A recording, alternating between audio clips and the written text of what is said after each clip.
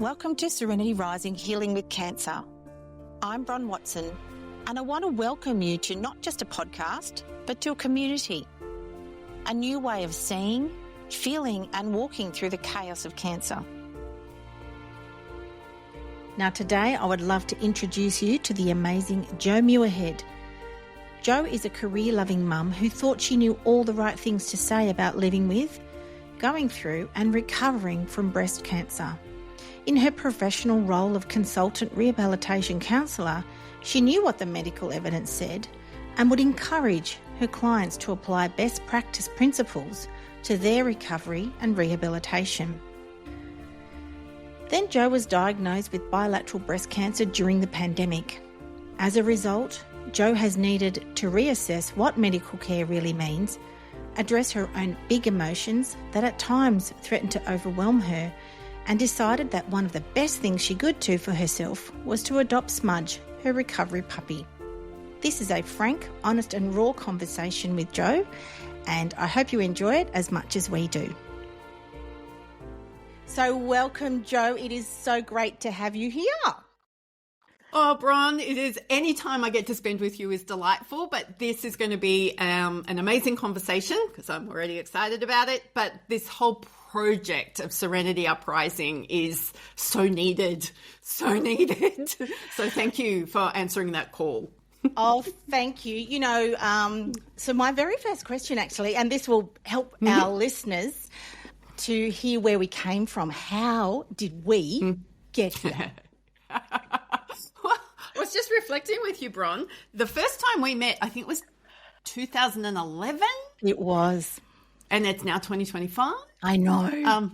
And when I met Bron, she was nursing full-time. I think you were nursing full-time. Yeah, part-time. I was a nurse educator part-time. There you go. It felt like a full-time job. I had too many kids to work full-time. That's right. You had so many children. But back then, you didn't even know what a blog was. Nope. So here we are recording a podcast and you've put this together.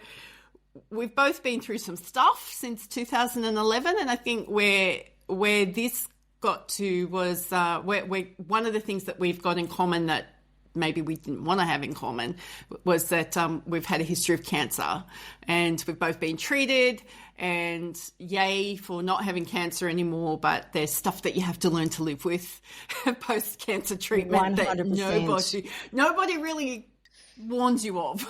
Exactly. And that's the thing. I mean, I'd love you to share context here around how did we get here talking about cancer of all things when we're entrepreneurs, we're business owners, and here we are talking about living through and with and post-cancer. Yeah. So it was never in a 5-year plan. No. For me to get diagnosed with. So I was diagnosed with bilateral breast cancer at age 47. So I was younger than 50, which is significant if you're a woman younger than 50, because most of our cancer treatment for breast cancer is still for women over the age of 50. They assume that we're already menopausal. Many of us are now, in the middle of treatment. Thank you for treatment. Something like that. Yeah, thanks to treatment. So you went first, so thank you for that. Oh, thank so I me. got to watch, and I was very big on learning from women I trusted and seeing how they went through this thing called breast cancer, and wanted to fill my life with people that were real, but were uplifting, but not toxically positive at all, because that does not help. No. So I was really big on what I call standing on the shoulders of the giants who went before me. So Wow. I found women in my world who were diagnosed and treated over 20 years ago who were living full lives. Wow. And I really built this community of care around me, which is I'm going to get through this, I'm going to get through this, I'm going to get through this. And you were a big part of that. I didn't have any idea, mind you. No. That I was that person. One of those people. I never would have imagined myself in that as one of them. Strong women. Of course not, because you feel like you're falling apart, right? You know, you and I have I've been a single mom. You've had how many kids? Like 11 boys. I know 5 boys. Feels like my cousin sometimes. That's right. I know. But, we've learned, we've both changed careers. We've both been on international stages. We've both been really passionate health professionals. We've both been strong advocates for good quality healthcare.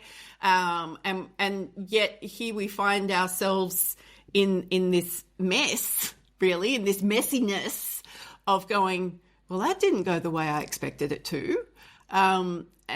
And I guess for me, my cancer journey gave me pause. I can say that now, to go, do I want to keep working as hard as I was?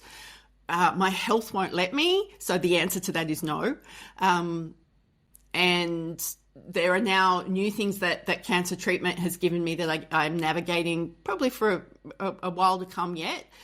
But it's also given me the opportunity to, for the first time, I think since I was about 14, go, how do I want to turn up in this world? Rather than just react to the next thing, react to the next thing, which I didn't really think I was doing. I was wrong.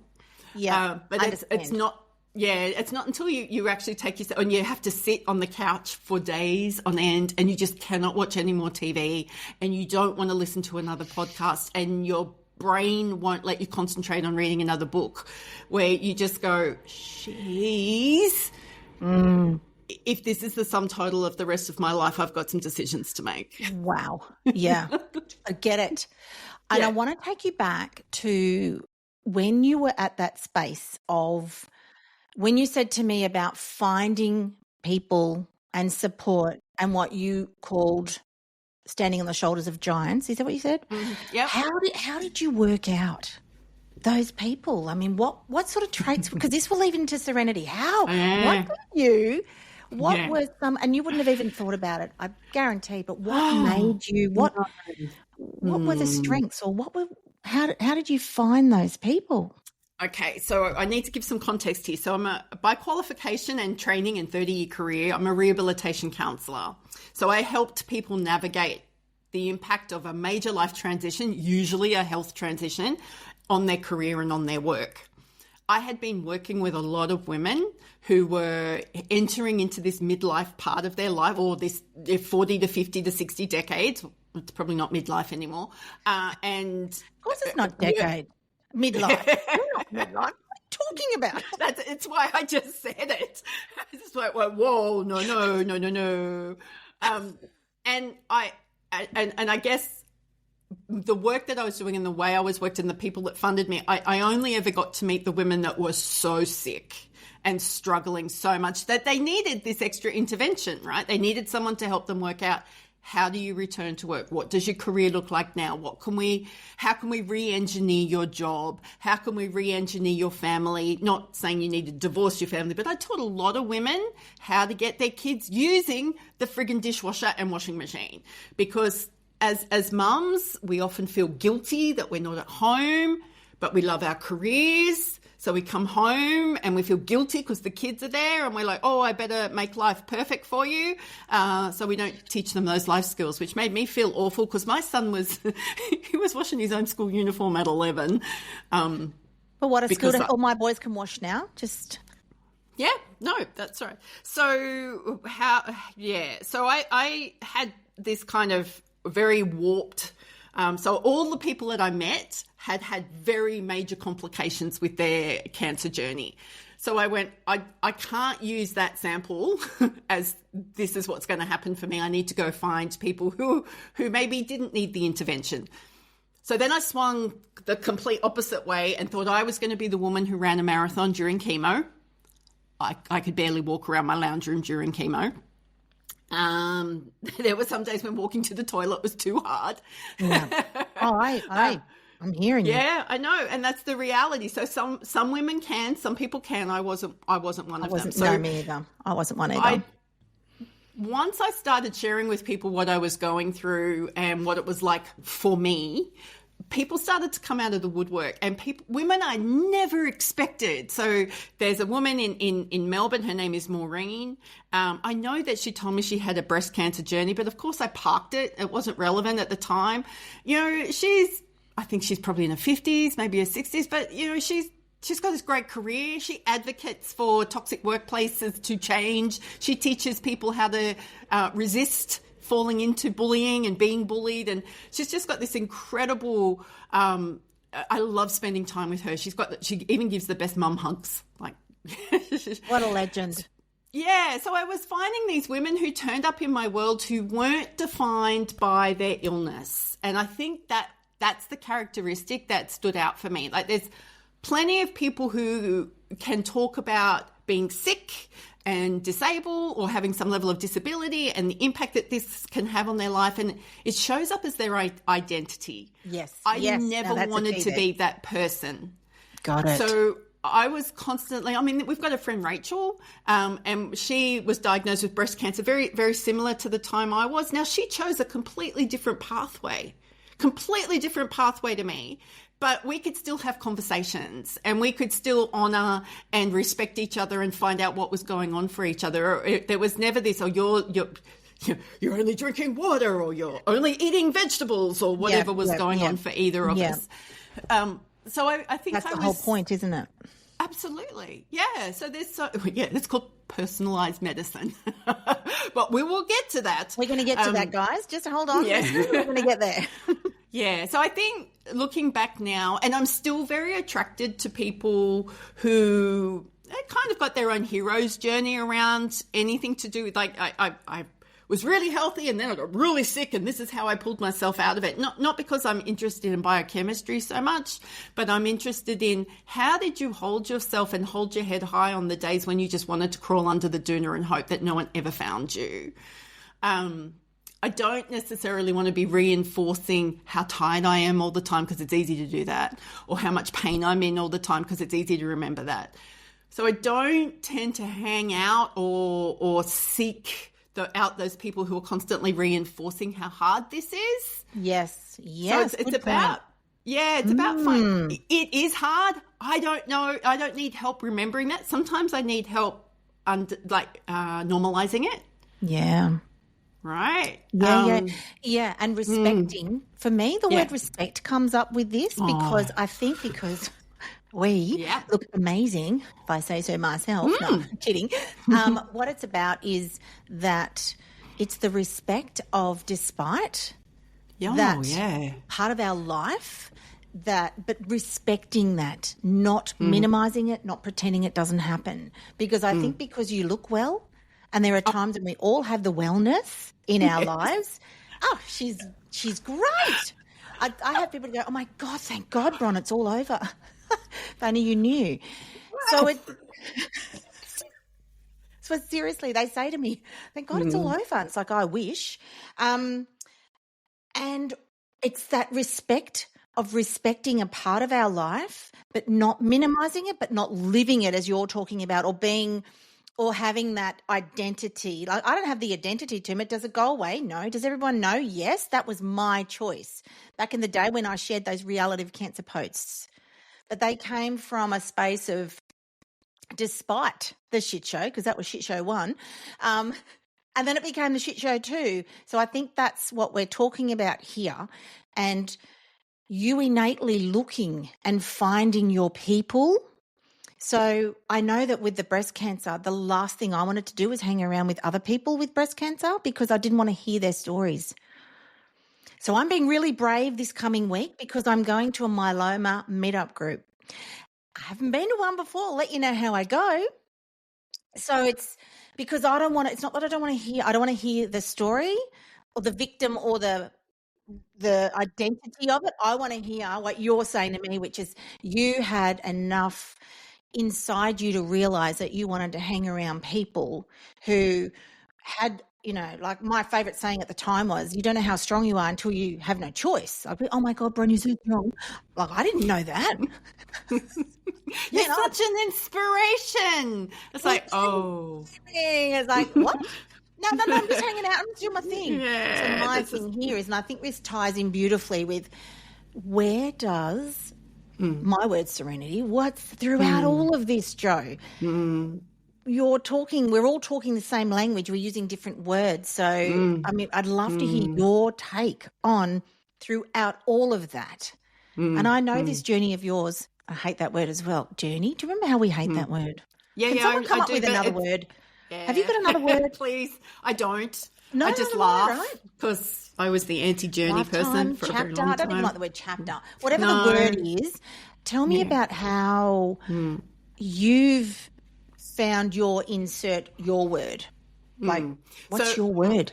My insert word here is contentment, and which I think is followed very, very closely by acceptance. So I'm a fighter, and I fight, and I'm a strong advocate, and I will fight, and I can physically fight. Like, I've hurt people in the past, not for a very long time. It was when I was a child and didn't know any better. Please tell me that wasn't like a punch up in the playground. No, but it was flattening somebody on a netball court. Oh, wow. Okay. That's okay. Is it? Anyway. Yeah, not my best behaviour that day. Yes. Anywho, how did we get here? Contentment. Yes. I think we'll get to this as well. Everything around when you get or even a suspicion of the diagnosis of cancer. We've got a great medical system here. It could improve in some ways, but everything just goes fast. Your life stops being your own for as long as treatment's ongoing, and everybody's making decisions on your behalf without including you sometimes. And it took me, I did not like that sense of being out of control and not being included. And it was very difficult for me to just accept that that's all there was, that there was no other way. And me fighting against that used up an incredible amount of energy. But it also helped me get the kind of treatment, the medical treatment that I needed, but also the attention to me as a person treatment that I desired, which I thought was a given. The alternative, you call it that? Were you told to call it alternative treatment? I still think it's treatment. Well, yeah, but I mean, the treatment providers that I initially had access to weren't a great fit for me. Right. Wow, I'm sorry to hear that. And yeah, so it was about navigating that, which wasn't pleasant at the time. And I probably came across quite rude and aggressive, but I was being treated really, really poorly. And that was hard. So I think I was always, even as a, like, part of my personality that I've really had to get to know is this desire to keep moving forward. What are the next 4 steps? What are the next 7 steps? What's the next 7 years going to look like? What am I going to look like into my 50s? What am I going to look like into my 60s? How do I want to turn up as a grandparent? Cancer interrupted all of that because I never expected to sit on the couch for days on end, crocheting rugs, going, will this ever end? Like so I needed 4 rounds of chemo, which is a really aggressive chemotherapy. Breast cancer chemotherapy is very, very intense and very aggressive. Spread out. Yeah. Well, I'm just letting people know that because my husband's had cancer twice and he could work through his chemo. But it took a cancer nurse to sit and go, stop comparing yourself to your husband. The chemo you're having is like the chemo we give people with brain cancer. He had cancer for something that, you know, we would expect him to still work. I'm like, oh, that was helpful. There, give yourself the breath to go, you know what? Listen to your body. If there's one thing I did not do was listen. And if your body says, sit on the couch and crochet, sit on the couch and crochet. Yes, I know. I think I made 5 blankets with the chemo prior to this test. That's why I was laughing. Because I literally never crocheted in my life. So I'm thinking, right, okay, does anyone else go to crocheting? But I use that energy in a good way. Yeah, and I was crocheting for an event called Think Outside the Box, which is run by the Creative Fringe here in Penrith. So what I liked about that was I was making blankets for other purposes. It was bigger than myself. Love that. Now, I think the other context that's important here is that I was diagnosed in the 14th of February 2020, which is when COVID hit Australia. Yes. I can't imagine. Our first diagnosed case of COVID happened on the 25th or the 26th of January that year. Yep. You probably don't remember this, but we'd had horrendous bushfires. I remember. Had horrendous flooding. Well, you would. You lived all of that. I was waiting for you to float down the river past the back of my house. Although we live 800 kilometres away from each other or something. It was rough.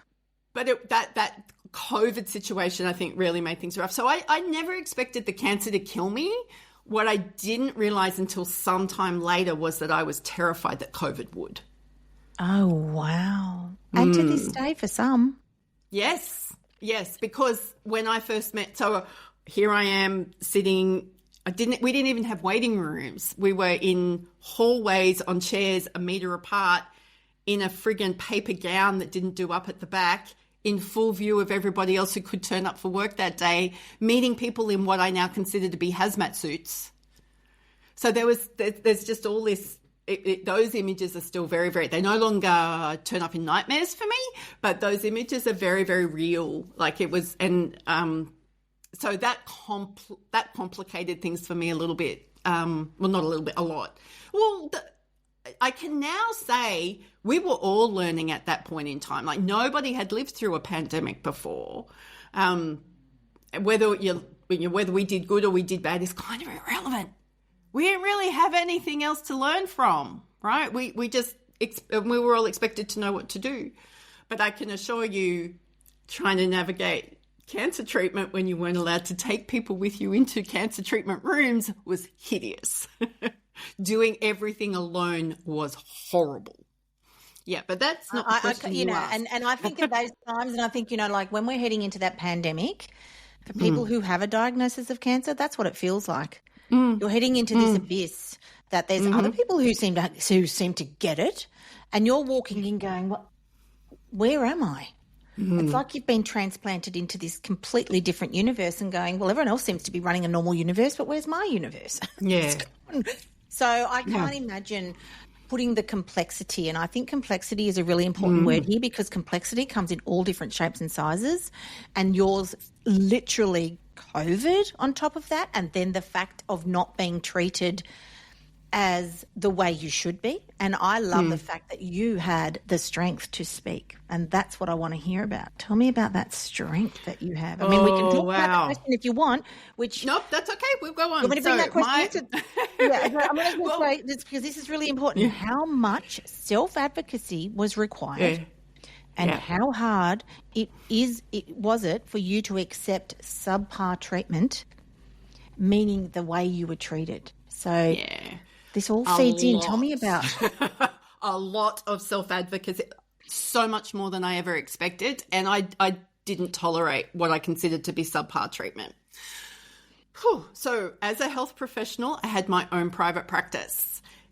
I had built that from 2009 up until 2024, and we had long-standing relationships with referral partners. We'd been working with some clients all that time, and you don't get to do that unless you're treating people with respect and dignity. So, and they are the two values in myself and my business that I can't separate myself from. So imagine my surprise turning up to a surgeon. Well, so the first surgeon I went to said, "Ooh, you better prepare yourself. This doesn't look good. You've got lumps in both breasts." So this is before lumpectomies. "You've got lumps in both breasts. I think you should prepare yourself for double amputation, mastectomy, double amputation, chemotherapy, radiation. This is probably going to take you a long time." That was my first meeting with her. And I went, far out. Okay. So then you go off and you have more testing done, right? So I went and saw her again. She goes, "This looks fine. Lumpectomies, we'll just take the lumps out and you'll be fine." I'm like, who are you? So then I was scheduled to go to hospital. So this was February, March. April, I was scheduled to go to hospital and have these lumps taken out. Now, our hospitals weren't working the way our hospitals were supposed to work. To get lumps taken out, you need to have these things. What are they called? You have to put a piece of metal through you. They have a name. Yeah, it's the hook wires. Okay. Yeah, you go and you actually get the little hook and a wire inserted through into where the tumor is. So when they're doing the surgery, they know exactly where that tumor's lying. Yeah. So I had 2 tumors that needed to be taken care of, but I ended up with 5 lumps and nodes taken out and lymph nodes taken out and stuff. So it was across my whole chest. It was pretty, I felt like I was being stabbed. Like it wasn't very, very pleasant. It's a lengthy experience. It's a lengthy experience to have those put in. Minimum 4 hours to have them put in. It's before surgery. And the hospital, so I had to be at the hospital at 7 a.m. in the morning. I still hadn't been operated on by 5 o'clock in the afternoon. I had the hook wires in since midday, but I had to be my husband had to drive me, not ambulance. My husband had to drive me to a private clinic in Penrith. That's where I am, people. So that someone else who was still working in this space could put the hook wires in. And then he had to drive me back to the hospital in preparation for surgery because COVID. 2 days before that surgery, the first surgeon just disappeared off the face of the planet. Nobody could find her. Yeah, she just disappeared. Nobody could. So I get a phone call from another surgeon's receptionist saying, "Oh, Doctor such and such is not operating. You've now been transferred to Doctor such and such, and she'll meet you on the day. You're a simple case. It won't be problematic. Off we go." Cool. So I've been in hospital for a long time. She comes rushing in the afternoon in her hazmat suit. So these are the shields and fully covered up, fully gowned up, which, yeah, right. And my husband and I were like, oh, crap. And she was just this bundle of nervous energy. And she's like, well, you're not simple. That was her first, something like that was her first words to me. And I'm like, sorry, who are you? I was a bit rude and facetious, like, who the heck are you? So she then had to explain who she was. You can't see the person under all the gear. No. You wouldn't recognise her. No, and I'd never met her before, remember? Like, this happened 2 days bore I was due for surgery. So she then tried to work out, like, she was doing her processing in front of me about what we should do next. Wow. So she's talking through the processing, and which some people, that's their way of thinking, but from a patient's perspective. No, because she basically said, oh, you've already got the hook wires in. And I'm sitting there going, well, can I pull them out? She goes, oh, no, you can't do that. And I'm like, because she was saying maybe we should do the double amputation today or tomorrow, because it was now 5 o'clock in the afternoon. Wow. Or do we just take the lumps out? She asked me to make that choice. She asked me to make that choice that day. And this was my first lesson in going, can we just do what we came here to do, and then we'll work out what we need to do next? Because I was just like, how do you make that decision at 5 o'clock? You've been fasting for how long now? You've already had the wires put in, which is in what's it called? You had the wires put in under, specialist anesthetic and you're just feeling icky, and I'm already starting to feel icky and like your body's not your own, and you're just a cluster of cells, and people forget your name and what have you. So that wasn't a great start with her. But we did it. And then following on from that, she was very big on implants. I did not want any more foreign bodies in my body. And she'd given me some literature from her website saying these are the choices that you've got. So I didn't get clear margins, so I needed to have the more surgery, the double amputation, right? And she just automatically assumed that I would choose her to do that. And I ended up seeing her 3 times, paying for 3 consultations before she finally heard me say, I am not having implants. So I was a big girl. I was a G cup. I've always been a big girl. I'm not a tiny little, I'm 5'8". I'm a swimmer. I look like I've come from the Nordic clans, right? So there's this lady of probably Malaysian Chinese origin asking me, well, basically going, don't you want perky boobs at the end of this? No. Yep, I can remember this. So I just looked at my husband and I said, we're done here. At this age? Yeah, I was 47. You've been trusted for a diagnosis of cancer. You're now being asked if you want. And the thing is, guys, this isn't the choices here isn't what's important here is not what Jo did. What's important is the actions, because she listened to her body, she listens to her mind, and listened to her heart. And that is why you had the courage to go, this is not in alignment. Would that be right? Absolutely. Well, so when she said that to me, I pretty much shut up and just looked at my husband, John, and went, oh, we leave now. Like, I didn't even look at her again. It's like, we just leave now. So it was quite clear to me. I was not letting a person who treated me and had the nerve to say that to me after meeting me for so many times and me spending so much money and taxpayers' money on, because she was trying to change my mind. Like, she was, because I was like, I'm going to go flat or I'll have this thing called a DIEP reconstruction, right? She gave me those choices. These are all the choices that you can have. Now, little did I know, she didn't know how to do the DIEP surgery. No, it's a very specialised surgery. Plastic surgeon, actually. Yeah, reconstructive plastic, it's a big deal. It's a very big deal. Okay. So when she said, well, I don't know how to do this, I went, well, fine, I will find someone who can. So I was like, I don't need you anymore. I don't want to have anything to do with you anymore. I don't want to talk to you anymore. I refuse to let people send her medical information. It's like, she's not a part of my medical team. And that was purely because there was such a level of refusing to meet me where I was at. There was no co-working on this together. There was no sense of, this is Joe's body and I'm trying to make Joe feel good about this horrible situation. It was, I'm the expert. I know what I'm doing. I will tell you what to do and you will do it because of who I am. And can we just hit pause there? Because what Joe just said is one of the most important parts of dealing with any adversity, but in our case, cancer, is understanding that you do not have to say yes to anything, ever. And and the subsequent surprise, because you are defying, that's not the right word, when you are saying to somebody that I'm going to go and find another way. Yeah. You know, and that's what I think is the most important part here, Joe, is the fact that you sat there and you had enough strength within your own heart to go, this doesn't feel right. This is not right for me.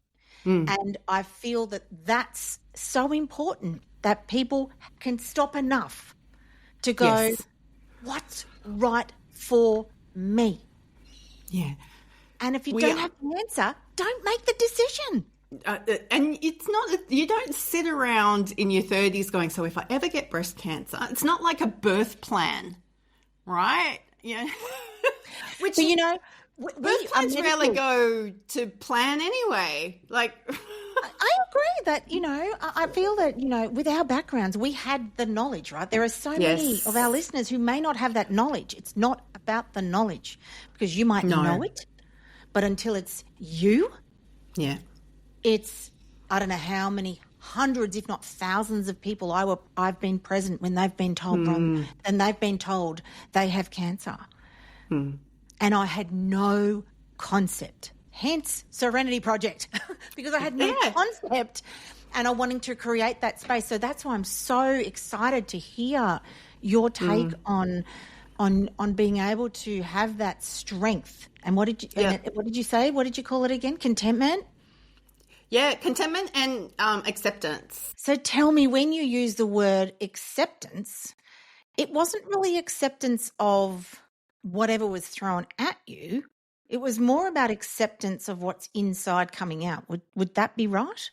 Oh, absolutely. So it's acceptance of me, of knowing what I want, acceptance that what I want is legitimate and worthwhile. I had to accept that the medical system is limited. Like, when you're being treated with cancer, it's not about treatment outcomes. It's about percentages. Right? So everybody won't go there yet, but yes. From my background, I know exactly what's going on there, but we won't go there. Acceptance for me was accepting that, the days I had to accept, excuse my language, but this is making me really sick, but I'm allowed to be really sick, and I'm also allowed to ask for help, which was not easy.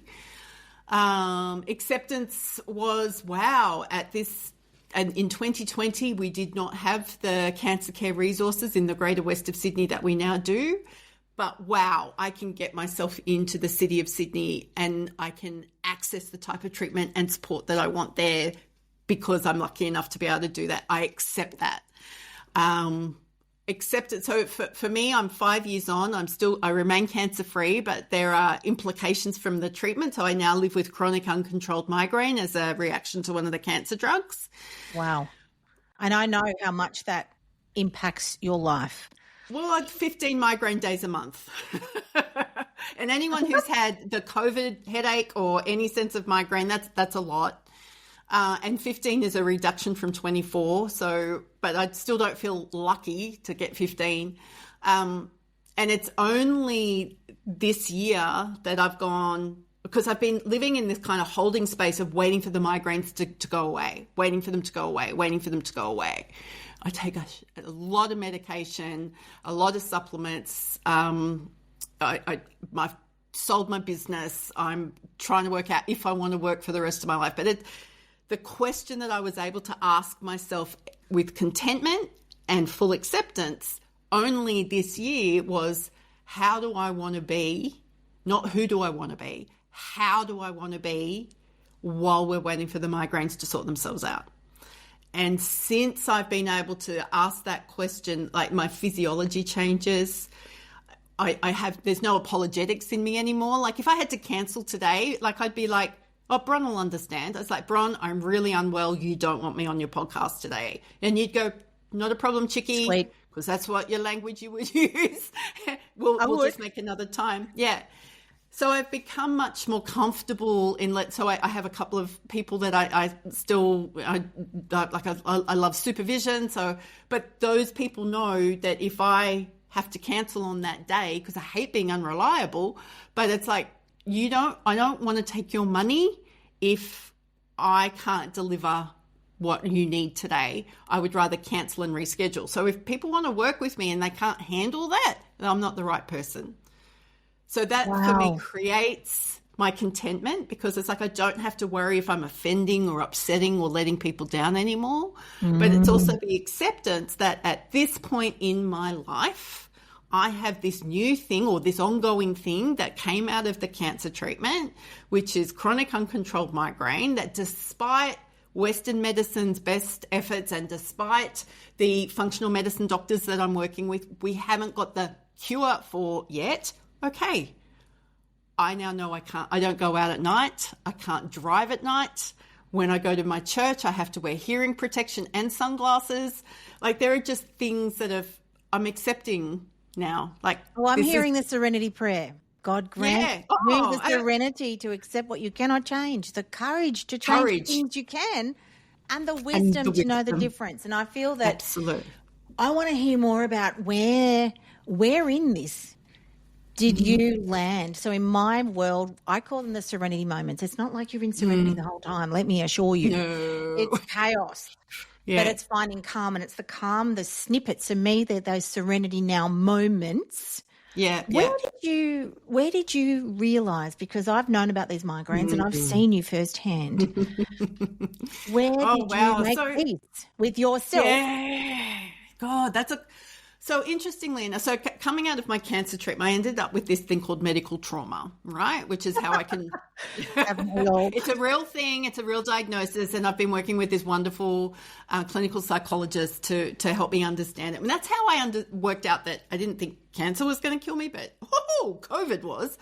It took some EMDR work to actually bring that to the surface of what was going on. So it's interesting for me that some of these serenity moments for me turned up by other medical professionals, because I became so distrustful of medical professionals. I would have panic every time I'd have to go, and like I couldn't walk into the cancer centre at Penrith. We had to do some desensitisation there. Going into RPA, which is a different hospital, it was like I would freak out. I'd get my son, because he lived in the city at the time, it's like, man, I need you to come and sit in the waiting room because the doctor's running late. Like it was really hard. So it's what's interesting. the formal diagnosis called again? Medical trauma. Medical trauma.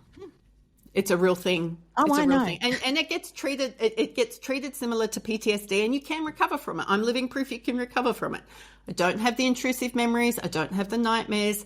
I can go and get treatment now without having a panic attack. It's awesome. Okay. I love that. Thank you for sharing that, because I know the work that is required. So if someone is experiencing that, Yeah. we are encouraging our listener to please go get help. some help. Get it is help. real. Don't minimize it. It's absolutely real. No. So that first turned up for me after all of my cancer treatment. It was in the beginning stages of 2022. So I'd had 4 major surgeries. I'd been through chemo, blah, and it was like I was being discharged because I refused to go on tamoxifen or Well, you couldn't. Let's be honest. well, I couldn't. I had any of those drugs that they recommend you go on for 5 years. I decided I wasn't going to do that.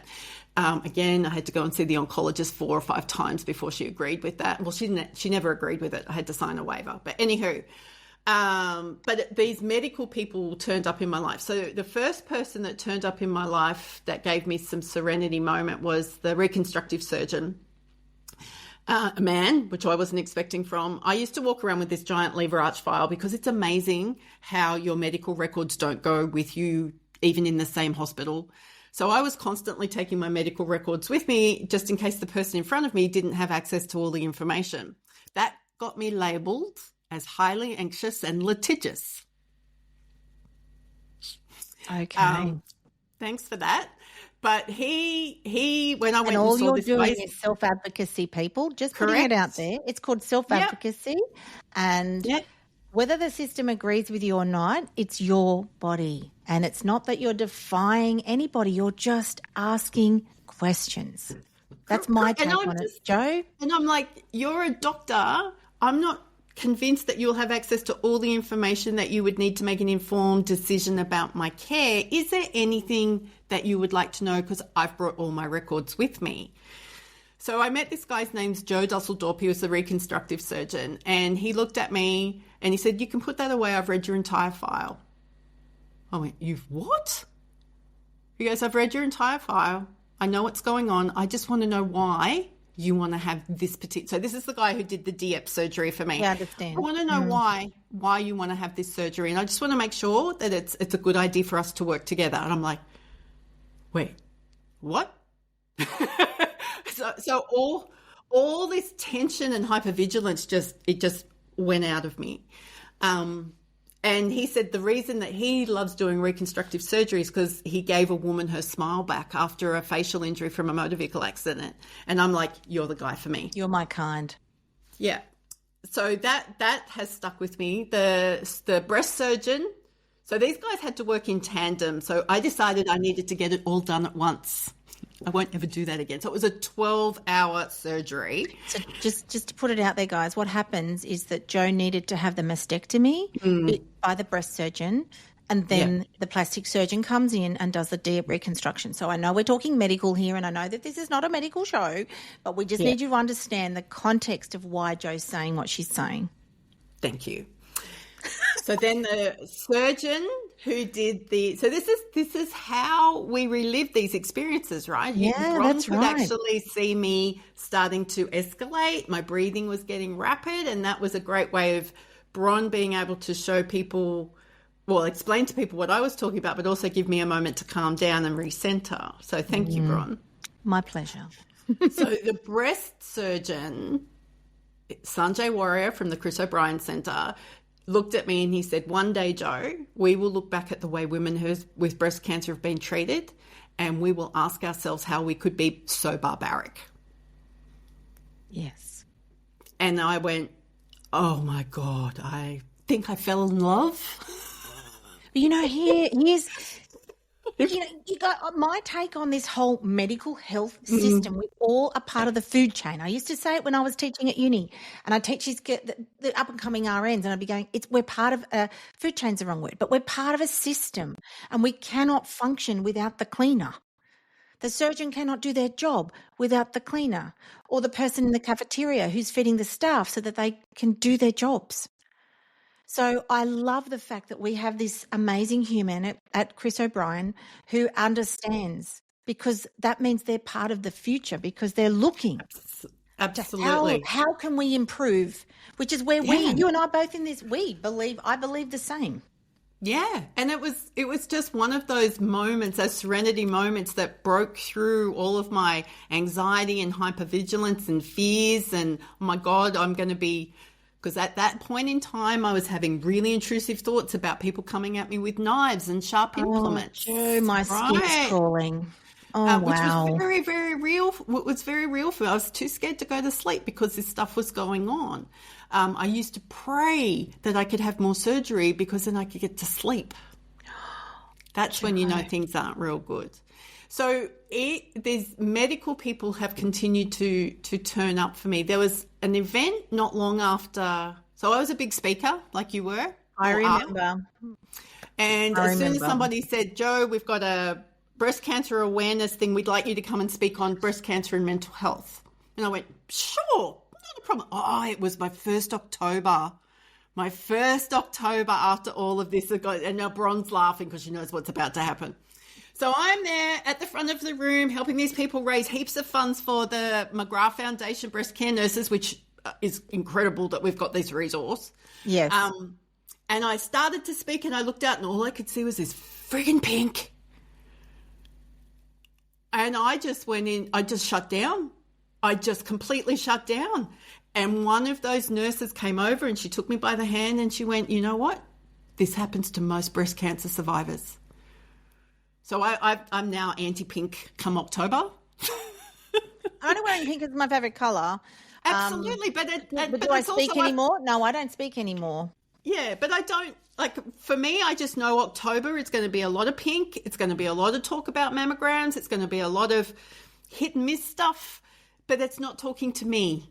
It's not talking to me as a thriving person. So I can protect myself, right? I can protect myself. I usually am very, very low on my social media output. I don't go to any of these pink up events anymore because it's too hard. And my acceptance of myself is I don't have to do that anymore. There are other people who are ready to do that. And I don't have to do it. I just don't have to. You and don't. That's and okay. Can you hear, guys, what's the most powerful thing going on is that Jo has the awareness in herself to understand her own contentment and acceptance, and absolutely know 100% that is right for you. So I want to congratulate you and honour you, Jo, because, you know, it's nearly October, and when this comes out, it'll be past October. But the fact that we know that Jo has been an advocate and found her serenity, her contentment, which was absolutely right for you. Because someone else out there will go, wow, I need, you know, I was the ambassador, I've done, which I love. I've had my turn. And would I speak again? I can do that. But that's because, although my memory, chances are, like what happened to my talking on stage in America, had to wear my glasses with A4 pieces of paper because I couldn't remember because my memory's gone. So I applaud you, Jo. And go, wow, I want to be like Jo, because Jo has found her space. And I cannot express that enough, Jo, that is the most important thing, because that is wellness. Yes, absolutely. And you know what? I could talk about the fact that the cancer, which caused the migraines, took away my career, but I am now in a place where I go, I am so lucky that I had somebody offer to buy my business at a point in time when I had gone through all my treatment. I had been able to support my team and my clients and my customers all through that, but I was able to make a choice. It wasn't ripped out from under me and we weren't getting APRA, you know, you're wrong, you're bad, you're awful, here's lots of litigation. It was me going, I actually don't want to keep doing this. I'm ready. I remember you going on your sabbatical. Yes. And it was a sabbatical, and again, the strength here. So you were talking before we hit record around your 10 spoons. Tell me about your 10 spoons.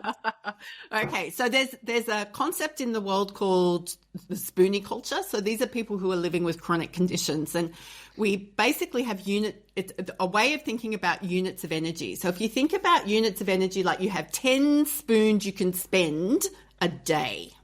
Now, some days you will use all 10 spoons having a shower. Some days you might use a spoon having a shower. So it's not like this is a static, written in stone thing. But I know on days that I have a migraine, if I wake up in migraine pain, I've already used up 7 or 8 spoons. So if I've only got 2 spoons to use for the rest of the day, where am I going to direct that energy? Well, I can assure you my husband gets as much of that as possible. And sometimes that might mean not cooking or not cleaning or leaving the bed unmade, or my beautiful puppy Smudge doesn't get a walk that day. It might mean that all my piles of stuff are still around the house. Now, we've had to do some work on our relationship because my standards have changed. But if he knows that I've got a migraine and only got 2 spoons left, he wants to have a conversation with me. That is the most important thing that we can do. So I was talking with a girlfriend yesterday and we were talking about our spoons for the day. And I said, I'm actually currently sitting on my lounge at 8:30 in the morning with a cup of coffee. My dog's on my lap. I'm under my comfy blanket. I hope it's the one that you crocheted. No, it's not, but it was a gift. So many people gifted me blankets. It wasn't funny. And I said, because I'm about to do math to work out how many spoons I've got left to spend. And I already know that that's going to take 2 spoons. And she was like, I get it. The math requires this. It takes the spoons as well. So whether it's 10 spoons, it's just, you can look it up, spooning culture, what does it mean about spoons? But it's about recognizing that we don't have infinite energy. All of you lovely NLP practitioners and spiritual people who say that we have access to infinite energy, you're wrong. We don't. This. And that's the thing. I remember at one stage, I love books, right? So I've got this massive bookshelf full of the most beautiful, amazing books that I have collected over the last 30 years. And then when the diagnosis came and I started to pick up these books, right, and I'd start reading, I'd go, but this is not relevant to me. This is not relevant to me. And they are wonderful things, but they're no longer relevant to me because, you know, setting a 5-year goal, even writing in pencil. Yes, writing in pencil. That's one of my big things.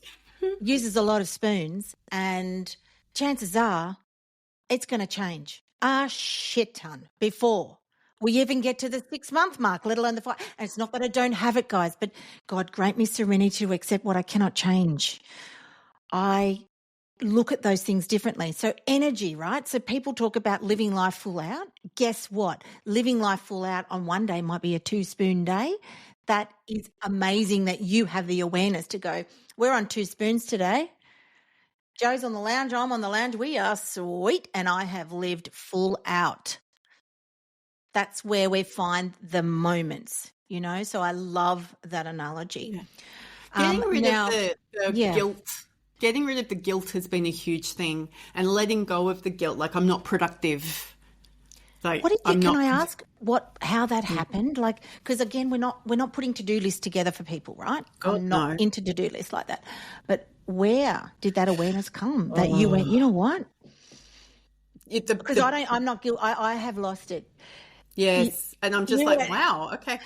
So it doesn't happen in isolation. It happens in relationship. And you've got to I think for me, I needed people who were constantly reinforcing. So my husband would come home and go, oh my God, you're on the lounge watching TV. This is awesome. Right. He was constantly reaffirming this and going, because I would apologize. I haven't made the bed. Let me go make the bed. He goes, don't worry about it. Don't worry about it. He would gently ask questions like, do you think you're up for cooking dinner tonight? Because if not, I'll do it. So I have there's no need to be guilty. My son was awesome at this, right? And he still is. Like, if we've got an event, like we've organized to catch up with each other, are you well enough for this today, Mum? Wow. Because you probably won't tell me unless I ask. And he's right. I wouldn't. A chance to see my son? Hell no. I will use up 20 spoons to see that happen. I'll use 2 days worth of spoons to see that happen. But it's the conscious decision though, you see? Correct. It's the conscious awareness to go, it's a 20-spoon day, and I am so happy about that. It's like when people talk about, I can't eat the cake. The thing is, I eat anything now. If you want to eat the cake, have the cake and go, you know what, I'm going to love every single mouthful. You just don't have to eat it every day or every meal, quite frankly. Absolutely. And that's one of the things the best advice I got during chemo was if you feel this sick, just eat. Regardless of what it is, you've just got to get some level of nutrient in. So, and since then, I don't have any good foods or bad foods. I have food that makes me feel better or food that makes me feel off. So I can, again, make an intentional, conscious decision about whether or not I'm going to eat that. But chemo gave me freedom over food. So that's what we're talking about, guys. It's the freedom over making the decision that is right for you, for your head, your heart, your soul. Yeah. It's making that decision, and that's why that even though you're living with a chronic, I don't know what they call it. What are you going to, is it? It's a neurological condition without a cure. Right. My specialist tried to tell me in February, you know, Bron, that myeloma is now called a chronic condition without a cure. What the hell? Okay. Knock yourself out with that. I don't know who you're trying to make feel better. Not her. She's amazing. This is a professor I found in Melbourne. She's just like the bee's knees. But I think it's more about living full out with your spoons. And Jo, living full out could be a one spoon day. And I'm just so grateful you're here today. So thank you. So if there's one piece of advice you'd be, like I always say, the old Bron, and I don't know if that isn't, the coaches around would probably tell me, Bron, we can't talk like that. But if you could go back, what would be one piece of advice, or what's something that you wished you'd known, or part of life? Like, what would you say? Slow down and force everyone around you to slow down with you. So that might mean something like, if I don't make this decision today, what are the implications for me? Not for you, Mrs. Health Professional stuck in a system. Am I going to die tomorrow? Because chances are you're not. Right? Now, yes. I get that there are some people, but I couldn't agree. Like whether it's not about the prognosis, it's not about the length of life. It's not. Look, I'm allowed to say that because I was given a prognosis, right? I was. So I'm allowed to say that what we're talking about here is, I would 100% agree. I allowed the system to dictate to me how, because I was so scared. I was in free fall. I couldn't speak both times.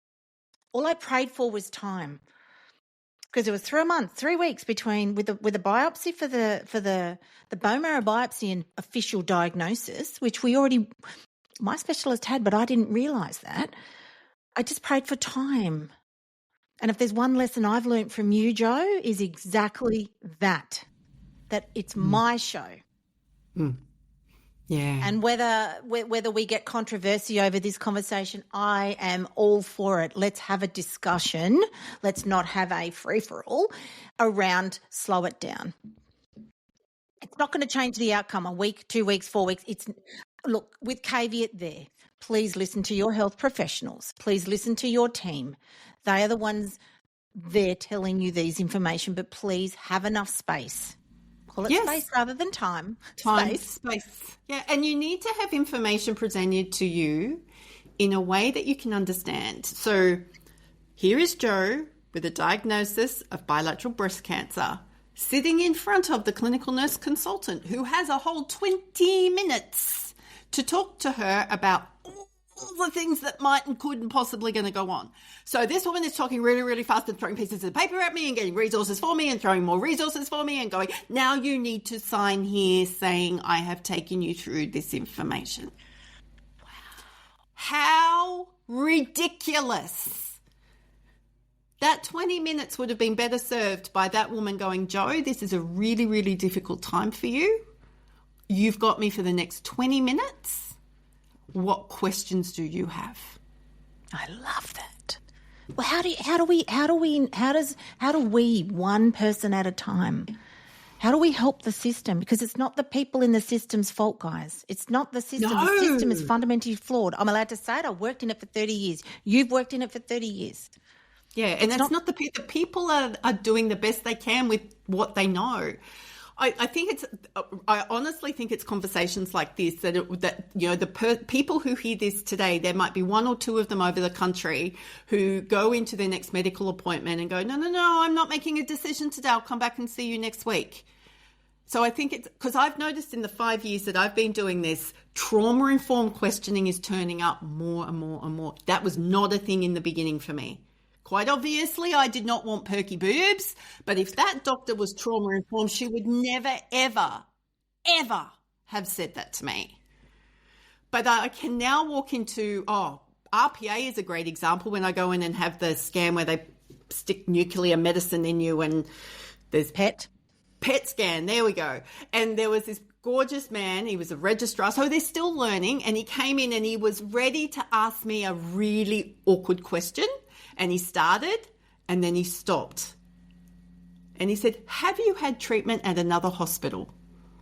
And I said, that was a great way to ask that question because your medical records are incomplete, aren't they? And he went, oh. And I said, yes, I have. It's Nepean Hospital. Do you need to know who to contact? What's missing from your medical records? Could I help? He goes, no, it was just me not understanding your history. So he could have come in and been very bombastic, like your medical records. What he wanted to say was your medical records are incomplete. What's going on with you? To which I would have gone, who are you? And why are you talking to me like that? Yeah. But he stopped himself before that came out of his mouth and went, have you been treated elsewhere? So it is, I want to give people hope it is changing. But if we as patients continue to tolerate poor treatment, like the poor respect or disrespect, if we tolerate disrespect, if we tolerate being treated in an undignified way, then the medical professionals that we are in touch with have no way of learning. And I can assure you, because I've done it, I stuck my hand up in a stop sign to a reconstructive registrar who turned up beside my bed, didn't introduce herself, didn't talk to me about herself. I was naked under this gown and she picked up the gown to have a look underneath it without introducing herself. Wow. So my hand went up to a stop sign. I put the gown down. I went, excuse me, who are you? These ladies were in front of you asking questions. If you've got questions, you can join this conversation, but you don't get to pick up my gown. Let's all be like Joe. Be like Joe. I love that. And the thing is, guys, this self-advocacy, which is what this entire conversation is about, is all coming from a place that Joe understands her own contentment, and you're thinking, where's the contentment in that situation? It's there. It's chaotic. It's not what you think contentment looks like, which is sitting out the front with a coffee. But in Joe's world, she's 100% in her space. Full fucking stop. Yeah, I have had my body out for people to poke, prod, see, view, photograph. I give you permission when that's happening. You do not assume you have it. Wow. So that's your one point. Yeah. Be like Joe. So that's, guys, listeners, that's the thing. Well, is in all seriousness. In all seriousness, I cannot verbalize the strength of what that does to your wellness, to your well-being. It's not fighting the system, guys. It's asking for a pause and it's asking for respect. Would you agree? Yeah, absolutely. And you can... Respect can turn up in lots of different ways. So for me, I've been like, could you please not have that conversation near my bed because you're talking about another patient? I don't want to hear about it. Right? Respect is, also I've written to a creator, one of the manufacturers of one of the medications that I have to take when I'm in a migraine attack, going, could you please create packaging that someone who is using this during a migraine attack can open? I love that. So, but you know what though? Don't ever think that you're one voice, because guess what? If we join my voice and Joe's voice and your voice and other listeners' voices together, that self-advocacy and respectful collaboration over your body is the top of the tree. Yep. Sorry, Smudge is agreeing with you. I just heard him. I did. So last question, where can people find you? How would you like, because obviously there's going to be some conversations to be had. Please, in the speaker notes below, you'll see a link for fan list. It's called Fan List, and you can leave a voice message for Jo. So, yeah, I'm using Fan List because I want to hear people's voices. I want to hear you speak. I want to hear how you're feeling. But more importantly, Jo, how can people contact you? So if you'd like, I actually did a video diary of my beginnings, like when I was first diagnosed, right through until about 2 or 3 after my treatment. So you can find that on YouTube. It's out there for everybody to see. It's called Breast Cancer and Me with Jo Muirhead, because there's a gazillion of us who have got. I will put the link. I'll put the link down there in the speaker notes too. I don't have a breast cancer forum specifically, but I am on Instagram, Jo Muirhead. I am on Facebook, Jo Muirhead. I'm also on LinkedIn. You probably don't want to have this discussion on LinkedIn, but you can find me over there as well. So they're probably the best places to, if you want some connection or you've got something specific you want to ask me that you don't want to do publicly. Otherwise, use that piece of software that Bron was just talking about, and I can come back to you that way. We can get that to you. Yeah. Well, thank you for today. My pleasure. And I just want to thank you for being part of the Serenity Rising podcast, but more importantly, the Serenity Project community and the bigger play that we have in Spacey. Because now, for those who are listening, you're now hearing where we're going, which is to make change. This is not. We want to make some change here for the patients, for the people. We need to do it all together. So thank you guys, and really appreciate your time, Jo. And we'll see you all on the next episode. Thank you so much for joining me today. It's been great having you here. And what I would love you to do is leave a comment or ask a question using my fan link below this episode and on every episode that we post. I would love to hear your thoughts, your questions, and I'll get back to you. Have a great day, and bye for now.